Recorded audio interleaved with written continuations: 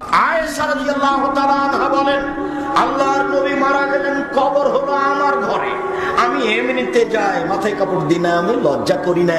কেন? এটা আমার স্বামীর কবর।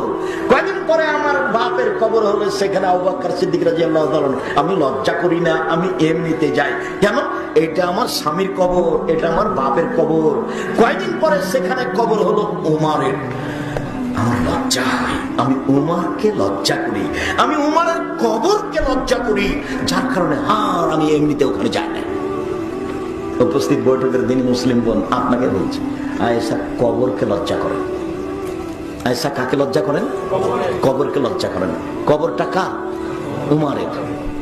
এতক্ষণ কিন্তু এমনিতে যাচ্ছিলেন। প্রথমে কবর ছিল কার? আল্লাহর নবীর স্বামীর। তারপরে কবর হলো কার? বাবা আবু বকর সিদ্দিক রাদিয়াল্লাহু তাআলা। তারপরে কবর ওখানে কার হলো?